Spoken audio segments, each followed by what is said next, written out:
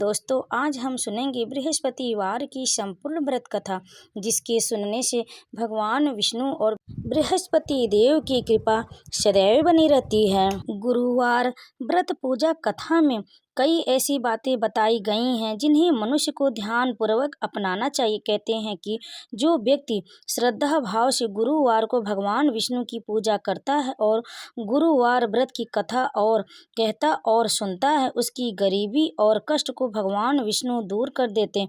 जीवन में सुख समृद्धि के लिए गुरुवार के दिन आप भी इस गुरुवार की व्रत कथा को अवश्य सुनें। गुरुवार के दिन सूर्योदय से पहले उठकर स्नान कर लें। बृहस्पतिवार के दिन सूर्योदय से पहले ही उठें और नित्य क्रम से निवृत्त होकर पीले रंग के वस्त्र पहनें। इसके बाद पूरे घर में गंगा जल छिड़कें। इसके बाद पूजा घर में श्री हरि विष्णु की मूर्ति या चित्र स्थापित करें। फिर पीले रंग के गंध पुष्प और अक्षत चढ़ाएं। इसके बाद चना गुड़ और मुनक्का चढ़ाकर विधि विधान से पूजन शुरू करें। इसके बाद व्रत की कथा का श्रवण करें। कथा पढ़ने के बाद केले के पेड़ में जल चढ़ाएं। फिर मंत्र उच्चार के बाद बृहस्पति व्रत की कथा पढ़ें। तो चलिए सुनते हैं बृहस्पतिवार व्रत की संपूर्ण व्रत कथा। उससे पहले दोस्तों, अगर आप हमारे चैनल पर पहली बार आए तो हमारे चैनल को सब्सक्राइब जरूर कर दें, वीडियो को लाइक करें, शेयर करें और कमेंट में विष्णु भगवान की जय, बृहस्पति देव की जय अवश्य लिखें और इस कथा का अंत तक श्रवण जरूर करें, तभी आपको इस कथा को सुनने का संपूर्ण फल प्राप्त होगा। भारतवर्ष में एक प्रतापी और दानी राजा राज्य करता था। वह नित्य गरीबों और ब्राह्मणों की सहायता करता था। यह बात उसकी रानी को अच्छी नहीं लगती थी। वह न ही गरीबों को दान देती, न ही भगवान का पूजन करती थी और राजा को भी दान देने से मना किया करती थी। एक दिन राजा शिकार खेलने वन को गए हुए थे तो रानी महल में अकेली थी। उसी समय बृहस्पति देव साधु वेश में राजा के महल में भिक्षा के लिए गए और भिक्षा मांगी। रानी ने भिक्षा देने से इनकार किया और कहा, हे साधु महाराज, मैं तो दान पुण्य से तंग आ गई। मेरा पति सारा धन लुटाते रहते हैं। मेरी इच्छा है कि हमारा धन नष्ट हो जाए, फिर न रहेगा बांस, न बजेगी बांसुरी। साधु ने कहा, देवी तुम तो बड़ी विचित्र हो। धन संतान तो सभी चाहते हैं, पुत्र और लक्ष्मी तो पापी के घर भी होने चाहिए। यदि तुम्हारे पास अधिक धन है तो भूखे को भोजन दो, प्यासों को प्याऊ बनवाओ, मुसाफिरों के लिए धर्मशालाएं खुलवाओ। जो निर्धन अपनी कुंवारी कन्याओं का विवाह नहीं कर सकते, उनका विवाह करा दो। ऐसे और कई काम हैं जिनके करने से तुम्हारा यश लोक परलोक में फैलेगा। परंतु रानी पर उपदेश का कोई प्रभाव न पड़ा। वह बोली, महाराज आप मुझे कुछ न समझाएं। मैं ऐसा धन नहीं चाहती जो हर जगह बांटती फिरूं। साधु ने उत्तर दिया कि यदि तुम्हारी ऐसी इच्छा है तो तथास्तु।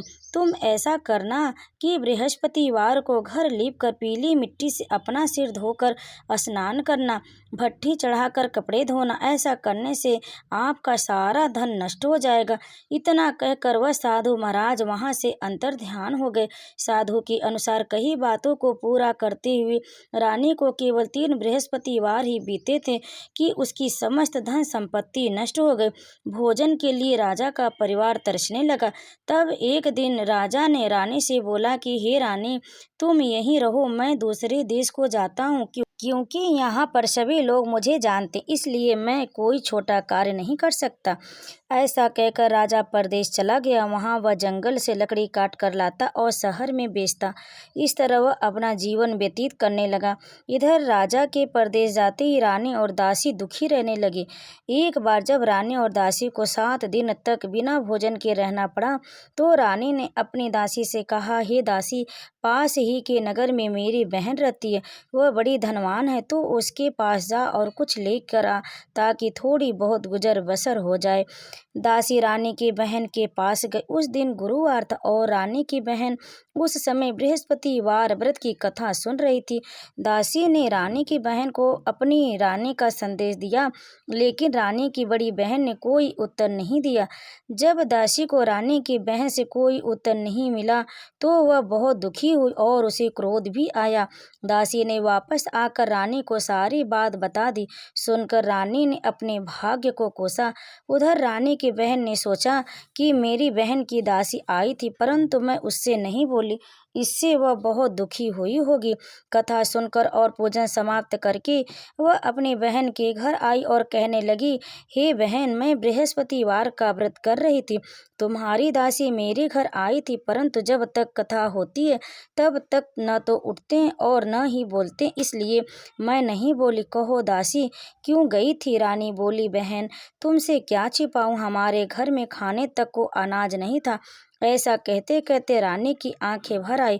उसने दासी समेत पिछले 7 दिनों से भूखे रहने तक की बात अपनी बहन को विस्तार पूर्वक सुना दी। रानी की बहन बोली, देखो बहन, भगवान बृहस्पति देव सबकी मनोकामना को पूर्ण करते हैं। देखो, शायद तुम्हारे घर में अनाज रखा हो। पहले तो रानी को विश्वास नहीं हुआ, पर बहन के आग्रह करने पर उसने अपनी दासी को अंदर भेजा तो उसे सचमुच अनाज से भरा एक घड़ा मिल गया। यह देखकर दासी को बड़ी हैरानी हुई। दासी रानी से कहने लगी, हे रानी, जब हमको भोजन नहीं मिलता है तो हम भी क्यों न व्रत कर लेते, इसलिए क्यों न इनसे व्रत की कथा और विधि पूछ ली जाए ताकि हम भी व्रत कर सकें। तब रानी ने अपनी बहन से बृहस्पतिवार व्रत के बारे में पूछा। उसकी बहन ने बताया, बृहस्पतिवार के व्रत में चने की दाल और मुनक्का से विष्णु भगवान का केले के जड़ में पूजन करें और दीपक जलाएं, व्रत कथा सुने और पीला भोजन ही करें। इससे बृहस्पति देव प्रसन्न होते हैं। व्रत और पूजन विधि बताकर रानी की बहन अपने घर को लौट गई। 7 दिन के बाद जब गुरुवार आया तो रानी और दासी ने व्रत रखा। घुड़साल में जाकर चना और गुड़ लेकर आई, फिर उससे केले की जड़ तथा भगवान विष्णु का पूजन किया। अब पीला भोजन कहाँ से, इस बात को लेकर दोनों बहुत दुखी थे। चूंकि उन्होंने व्रत रखा था इसलिए बृहस्पति देव उनसे प्रसन्न थे, इसलिए वे एक साधारण व्यक्ति का रूप धारण कर 2 थालों में सुंदर पीला भोजन दासी को दे गए। भोजन पाकर दासी प्रसन्न हुई और फिर रानी के साथ मिलकर भोजन ग्रहण किया। उसके बाद वे सभी गुरुवार को व्रत और पूजन करने लगी। बृहस्पति भगवान की कृपा से उनके पास फिर से धन संपत्ति आ गई, परंतु रानी फिर से पहले की तरह आलस्य करने लगी। तब दासी बोली, देखो रानी, तुम पहले भी इस प्रकार आलस्य करती थी, तुम्हें धन रखने में कष्ट होता था, इस कारण सभी धन नष्ट हो गया, और अब जब भगवान बृहस्पति की कृपा से धन मिला है तो तुम्हें फिर से आलस्य होता है। रानी को समझाते हुए दासी कहती है कि बड़ी मुसीबतों के बाद हमने यह धन पाया, इसलिए हमें दान पुण्य करना चाहिए, भूखे मनुष्यों को भोजन कराना चाहिए और धन को शुभ कार्यों में खर्च करना चाहिए, जिससे तुम्हारे कुल का यश बढ़ेगा, स्वर्ग की प्राप्ति होगी और पितृ प्रसन्न होंगे। दासी की बात मानकर रानी अपना धन शुभ कार्यों में खर्च करने लगी, जिससे पूरे नगर में उसका यश फैलने लगा। एक दिन राजा दुखी होकर जंगल में एक पेड़ के नीचे आसन जमा कर बैठ गया। वह अपनी दशा को याद करके व्याकुल होने लगा। बृहस्पतिवार का दिन था। एकाएक उसने देखा कि निर्जन वन में एक साधु प्रकट हुए। वह साधु वेश में स्वयं बृहस्पति देवता थे। लकड़हारे के सामने आकर बोले, हे लकड़हारे, इस सुनसान जंगल में तू चिंता मग्न क्यों बैठा? लकड़हारे ने दोनों हाथ जोड़कर प्रणाम किया और उत्तर दिया, महात्मा जी, आप सब कुछ जानते हैं, मैं क्या करूं? यह कहकर रोने लगा और साधु को अपनी आत्मकथा सुनाई। महात्मा जी ने कहा, तुम्हारी स्त्री ने बृहस्पतिवार के दिन बृहस्पति भगवान का निरादर किया, जिसके कारण रुष्ट होकर उन्होंने तुम्हारी यह दशा कर दी। अब तुम चिंता को दूर करके मेरे कहने पर चलो तो तुम्हारे सब कष्ट दूर हो जाएंगे और भगवान पहले से भी अधिक संपत्ति देंगे। तुम बृहस्पतिवार के दिन कथा किया करो। 2 पैसे के चने मुनक्का लाकर उसका प्रसाद बनाओ और शुद्ध जल से लोटे में शक्कर मिलाकर अमृत तैयार करो। कथा के प्रसाद अपने सारे परिवार और सुनने वाले प्रेमियों में अमृत व प्रसाद बांटकर आप भी ग्रहण करो। ऐसा करने से भगवान तुम्हारी सब मनोकामनाएं पूरी करेंगे। साधु के ऐसे वचन सुनकर लकड़हारा बोला, हे प्रभु, मुझे लकड़ी बेचकर इतना पैसा नहीं मिलता जिससे भोजन के उपरांत कुछ बचा सकूं। मैंने रात्रि में अपनी स्त्री को व्याकुल देखा, मेरे पास कुछ भी नहीं है जिससे मैं उसकी खबर मंगा सकूं। साधु ने कहा, हे लकड़हारे, तुम किसी बात की चिंता मत करो। बृहस्पतिवार के दिन तुम रोजाना की तरह लकड़ियां लेकर शहर को जाओ। तुमको रोज से 2 गुना धन प्राप्त होगा, जिससे तुम भली भांति भोजन कर लोगे तथा बृहस्पति देव की पूजा का सामान भी आ जाएगा। इतना कहकर साधु अंतर ध्यान हो गए। धीरे धीरे समय व्यतीत होने पर भी फिर वह बृहस्पतिवार का दिन आया। लकड़हारा जंगल से लकड़ी काटकर किसी शहर में बेचने गया। उसे उस दिन और दिन से अधिक पैसा मिला।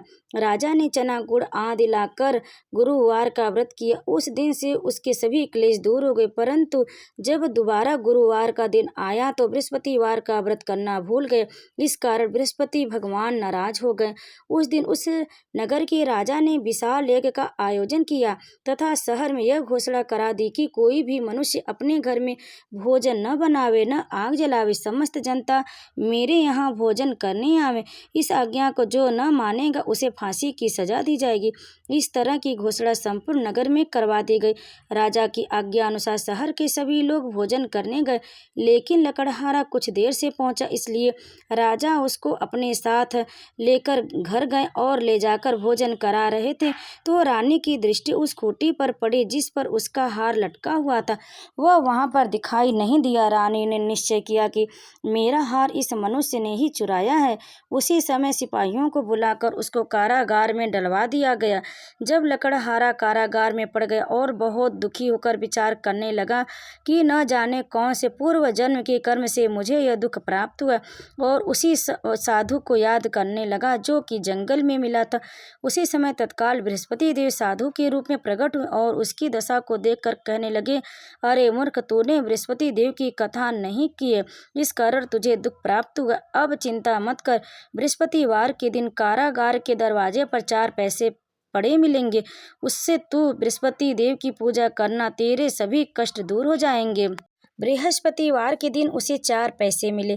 लकड़हारे ने कथा कही। उसी रात्रि को बृहस्पति देव ने उस नगर के राजा को स्वप्न में कहा, हे राजा, तुमने जिस आदमी को कारागार में बंद कर दिया है वह निर्दोष है, वह राजा है, उसे छोड़ देना। रानी का हार उसी खूंटी पर लटका है। अगर तू ऐसा नहीं करेगा तो मैं तेरे राज्य को नष्ट कर दूंगा। इस तरह रात्रि के स्वप्न को देखकर राजा प्रातःकाल उठा और खूंटी पर हार देखकर लकड़हारे को बुलाकर क्षमा मांगी तथा लकड़हारे को योग्य सुंदर वस्त्र आभूषण देकर विदा कर दिया। बृहस्पति देव की आज्ञा अनुसार लकड़हारा अपने नगर को चल दिया। राजा जब अपने नगर के निकट पहुंचा तो उसे बड़ा आश्चर्य हुआ। नगर में पहले से भी अधिक बाग, तालाब, कुएं तथा बहुत सी धर्मशाला, मंदिर आदि बन गई थी। राजा ने पूछा, यह किसका बाग और धर्मशाला? तब नगर के सब लोग कहने लगे, यह सब रानी और बांदी के हैं। तो राजा को बहुत आश्चर्य हुआ और गुस्सा भी आया। जब रानी ने यह खबर सुनी कि राजा आ रहे हैं तो उन्होंने बांदी से कहा कि हे दासी, देख राजा हमको कितनी बुरी हालत में छोड़ गए थे। हमारी ऐसी हालत देखकर वह लौट न जाए, इसलिए तू दरवाजे पर खड़ी हो जा। आज्ञा अनुसार दासी दरवाजे पर खड़ी हो गई। राजा आए तो उन्हें अपने साथ लेकर आई। तब राजा ने क्रोध करके अपने रानी से पूछा कि यह धन तुम्हें कैसे प्राप्त हुआ? तब उन्होंने कहा, हमें यह सब धन बृहस्पति देव के इस व्रत के प्रभाव से प्राप्त हुआ। राजा ने निश्चय किया कि 7 रोज बाद तो सभी बृहस्पति देव का पूजन करते हैं, परंतु मैं प्रतिदिन दिन में 3 बार कहानी तथा रोज व्रत किया करूँगा। अब हर समय राजा के दुपट्टे में चने की दाल बधी रहती और दिन में 3 बार कहानी कहता। एक रोज राजा ने विचार किया कि चलो अपनी बहन के यहाँ से हो आवे। इस तरह निश्चय कर राजा घोड़े पर सवार हो अपनी बहन के यहाँ को चलने लगा। मार्ग में उसने देखा कि कुछ आदमी एक मुर्दे को लेकर जा रहे हैं। उन्हें रोककर राजा कहने लगा, अरे भाइयों, मेरी बृहस्पति देव की कथा सुन लो। वे बोले, लो हमारा तो आदमी मर गया, इसको अपनी कथा की पढ़िए। परंतु कुछ आदमी बोले, अच्छा कहो, हम तुम्हारी कथा भी सुनेंगे। राजा ने दाल निकाली और जब कथा आधी हुई कि मुर्दा हिलने लग गया, और जब कथा समाप्त हुई तो राम राम करके मनुष्य उठकर खड़ा हो गया। आगे मार्ग में उसे एक किसान खेत में हल चलाता मिला। राजा ने उसे देख और उससे बोले, अरे भैया, तुम मेरी बृहस्पतिवार की कथा सुन लो। किसान बोला, जब तक मैं तेरी कथा सुनूंगा तब तक 4 हरैया जोत लूंगा। जा अपनी कथा किसी और को सुनाना। इस तरह राजा आगे चलने लगा। राजा के हटते ही बैल पछाड़ खाकर गिर गया तथा किसान के पेट में बड़ी जोर की दर्द होने लगी। उस समय उसकी माँ रोटी लेकर आई। उसने जब यह देखा तो अपने पुत्र से सब हाल पूछा और बेटे ने सब हाल कह दिया। तो बुढ़िया दौड़ी दौड़ी उस घुड़सवार के पास गई और बोली, बोली कि मैं तेरी कथा सुनूंगी, तू अपनी कथा मेरे खेत पर चलकर ही कहना। राजा ने बुढ़िया के खेत पर जाकर कथा कही, जिसके सुनते ही वह बैल उठ खड़े हुए तथा किसान के पेट का दर्द भी बंद हो गया। राजा अपनी बहन के घर पहुंचा। बहन ने भाई की खूब मेहमानी की। दूसरी रोज प्रातःकाल राजा जगा तो वह देखने लगा कि सब लोग भोजन कर रहे हैं। राजा ने अपनी बहन से कहा, ऐसा कोई मनुष्य है क्या जिसने भोजन नहीं किया हो और मेरी बृहस्पतिवार की कथा सुन ले। बहन बोली, हे भैया, यह देश ऐसा ही है कि पहले यहाँ लोग भोजन करते हैं, बाद में अन्य काम करते हैं। अगर कोई पड़ोस में हो तो देखाती हूँ। वह ऐसा कहकर देखने चले गए, परंतु उसे कोई ऐसा व्यक्ति नहीं मिला जिसने भोजन न किया हो। अतः वह एक कुम्हार के घर गए जिसका लड़का बीमार था। उसे मालूम हुआ कि उसने यहाँ 3 रोज से किसी ने भोजन नहीं किया है। रानी ने अपने भाई की कथा सुनने के लिए कुम्हार से कहा। वह तैयार हो गया। राजा ने जाकर बृहस्पतिवार की कथा कही, जिसको सुनकर उसका लड़का ठीक हो गया। अब तो राजा की प्रशंसा होने लगी।